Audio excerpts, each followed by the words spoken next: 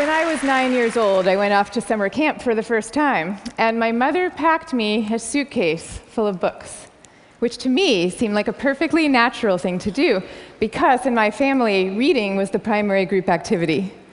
And this might sound antisocial to you, but for us, it was really just a different way of being social. You had the animal warmth of your family sitting right next to you, but you were also free to go roaming around the adventure land inside your own mind. And I had this idea that camp was going to be just like this, but better.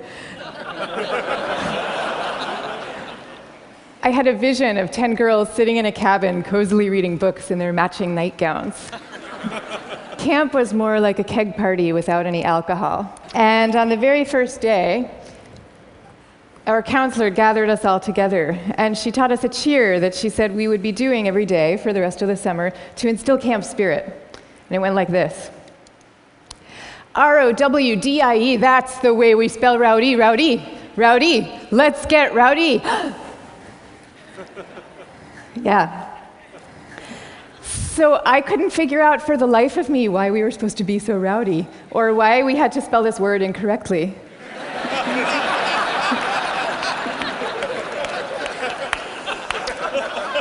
But I recited the cheer. I recited the cheer along with everybody else. I did my best.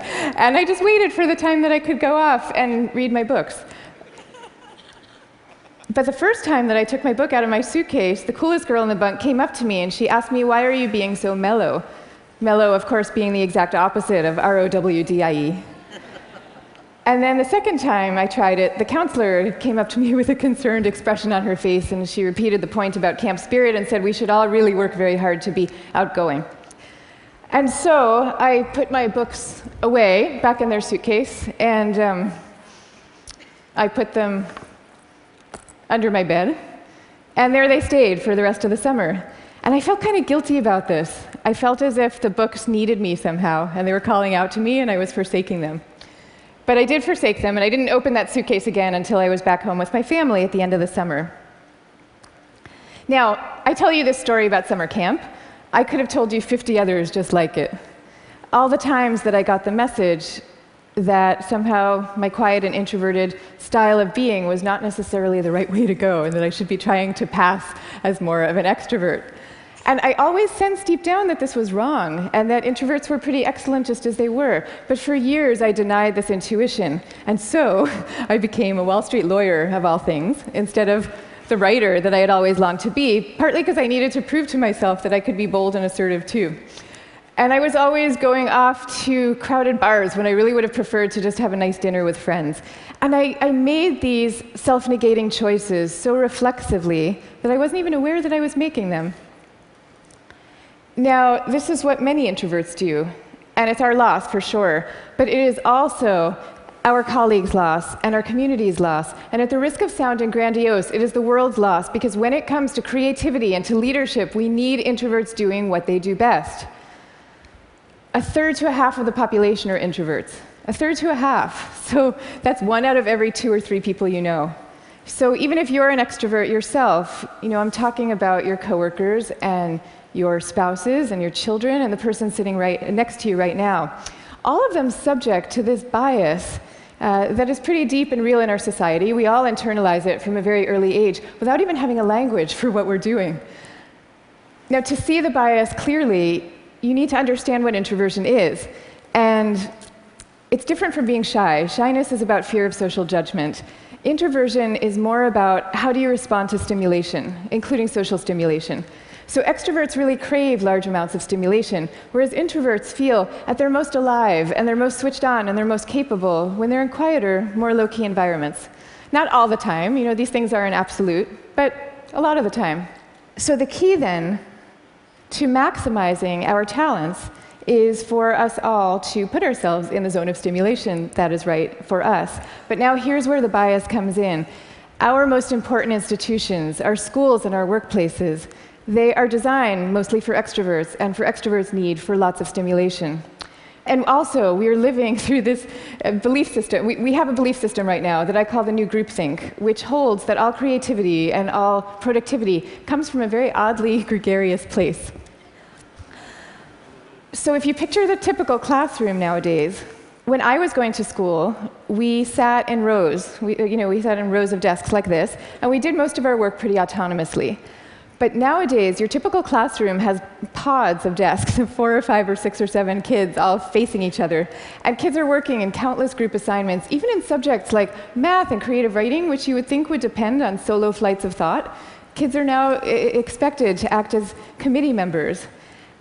And for the kids who prefer to go off by themselves or just to work alone, those kids are seen as outliers often, or worse, as problem cases. And the vast majority of teachers reports believing that the ideal student is an extrovert as opposed to an introvert, even though introverts actually get better grades and are more knowledgeable, according to research. Okay, same thing is true in our workplaces. Most of us work in open-plan offices without walls, where we are subject to the constant noise and gaze of our coworkers. And when it comes to leadership, introverts are routinely passed over for leadership positions, even though introverts tend to be very careful, much less likely to take outsized risks, which is something we might all favor nowadays. And interesting research by Adam Grant at the Wharton School has found that introverted leaders often deliver better outcomes than extroverts do, because when they are managing proactive employees, they're much more likely to let those employees run with their ideas, whereas an extrovert can quite unwittingly kind of get so excited about things that they're putting their own stamp on things, and other people's ideas might not as easily then bubble up to the surface. Now, in fact, some of our transformative leaders in history have been introverts. I'll give you some examples. Eleanor Roosevelt, Rosa Parks, Gandhi. All these people describe themselves as quiet and soft-spoken and even shy. And they all took the spotlight, even though every bone in their bodies was telling them not to. And this turns out to have a special power all its own, because people could feel that these leaders were at the helm, not because they enjoyed directing others, and not out of the pleasure of being looked at. They were there because they had no choice, because they were driven to do what they thought was right. Now, I think at this point it's important for me to say that I actually love extroverts. I always like to say some of my best friends are extroverts, including my beloved husband. And we all fall at different points, of course, along the introvert-extrovert spectrum. Even Carl Jung, the psychologist who first popularized these terms, said that there's no such thing as a pure introvert or a pure extrovert. He said that such a man would be in a lunatic asylum if he existed at all. And some people fall smack in the middle of the introvert-extrovert spectrum, and we call these people ambiverts. And I often think that they have the best of all worlds. But many of us do recognize ourselves as one type or the other. And what I'm saying is that culturally, we need a much better balance. We need more of a yin and yang between these two types. Now, this is especially important when it comes to creativity and to productivity, because when psychologists look at the lives of the most creative people, what they find are people who are very good at exchanging ideas and advancing ideas, but who also have a serious streak of introversion in them. And this is because solitude is a crucial ingredient often to creativity. So Darwin, he took long walks alone in the woods and emphatically turned down dinner party invitations.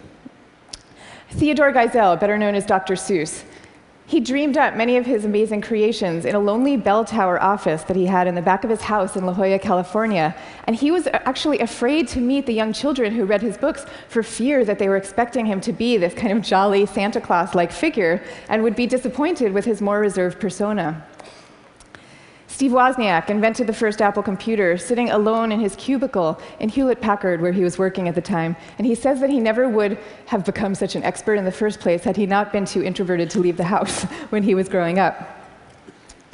Now, of course, this does not mean that we should all stop collaborating. And case in point is Steve Wozniak famously coming together with Steve Jobs to start Apple Computer.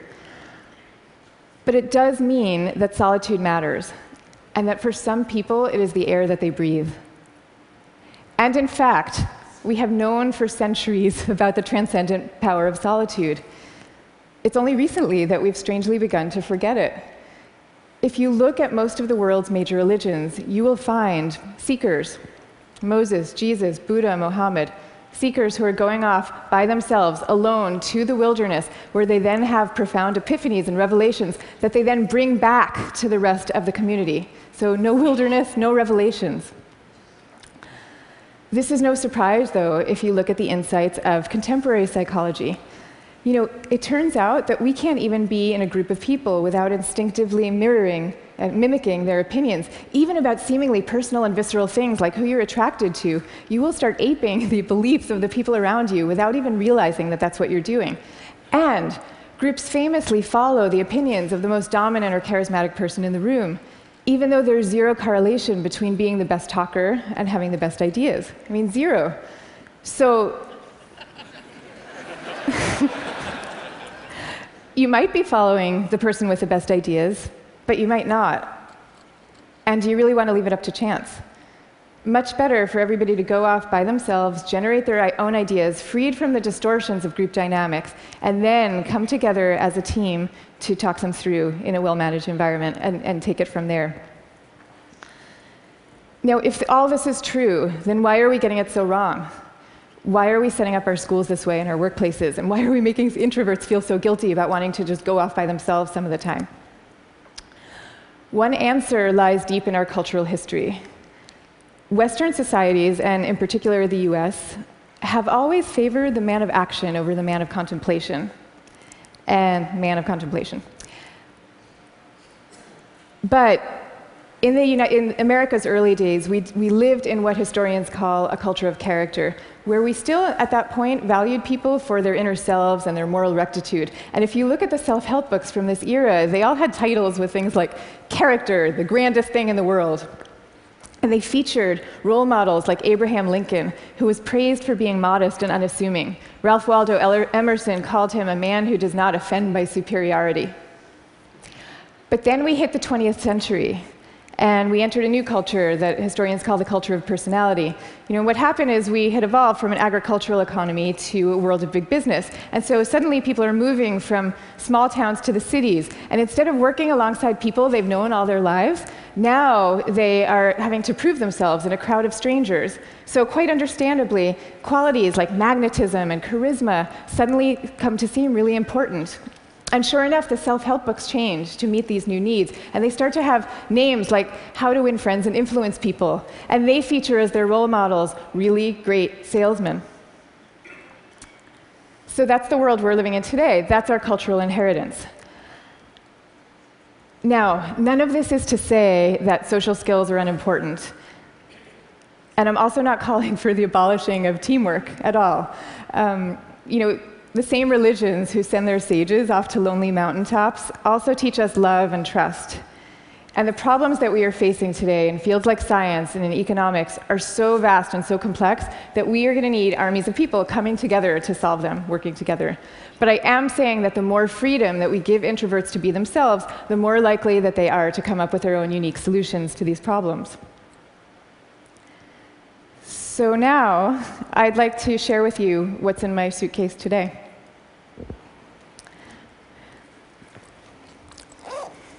Guess what? Books. I have a suitcase full of books. Here's Margaret Atwood, Cat's Eye. Here's a novel by Milan Kundera. And here's The Guide of the Perplexed by Maimonides.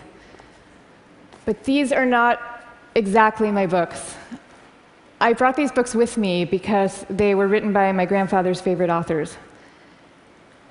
My grandfather was a rabbi, and he was a widower who lived alone in a small apartment in Brooklyn that was my favorite place in the world when I was growing up, partly because it was filled with his very gentle, very courtly presence, and partly because it was filled with books. I mean, literally, every table, every chair in this apartment had yielded its original function to now serve as a surface for swaying stacks of books. Just like the rest of my family, my grandfather's favorite thing to do in the world was to read. But he also loved his congregation, and you could feel this love in the sermons that he gave every week for the 62 years that he was a rabbi.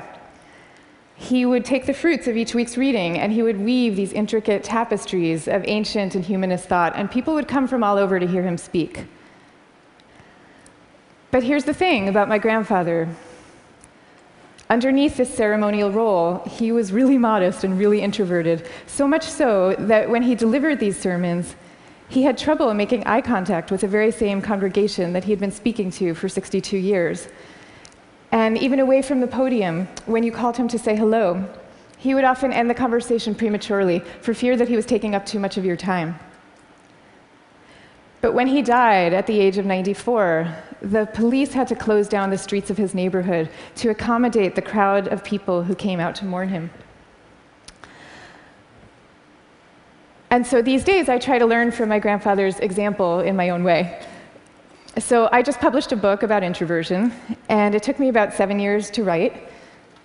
And for me, that 7 years was like total bliss, because I was reading, I was writing, I was thinking, I was researching. It was my version of my grandfather's hours a day alone in his library. But now, all of a sudden, my job is very different. And my job is to be out here talking about it, talking about introversion.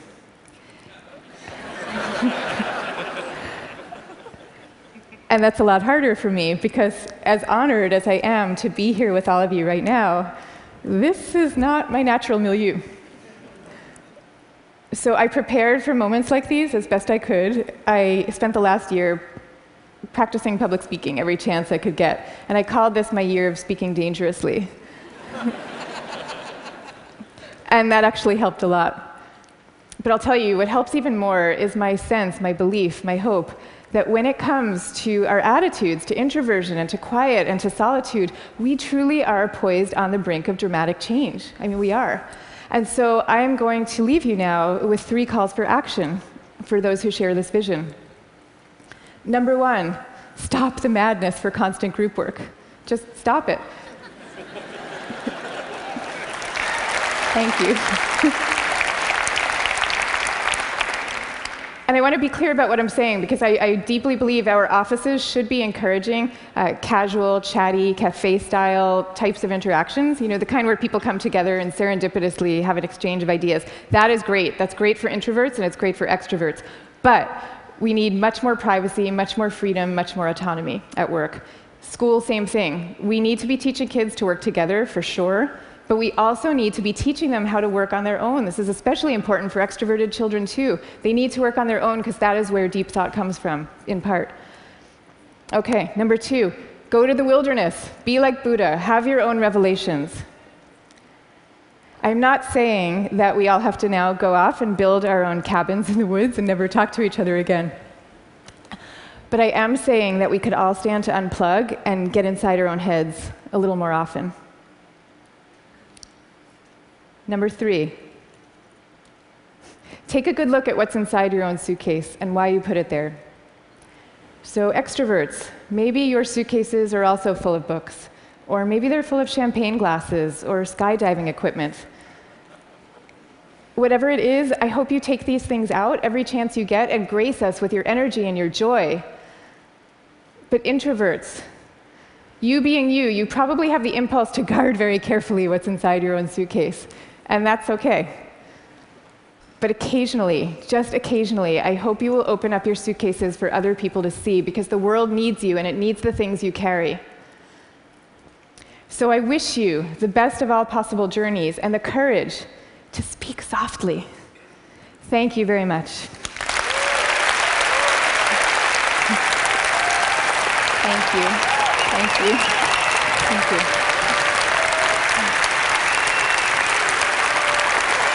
Thank you.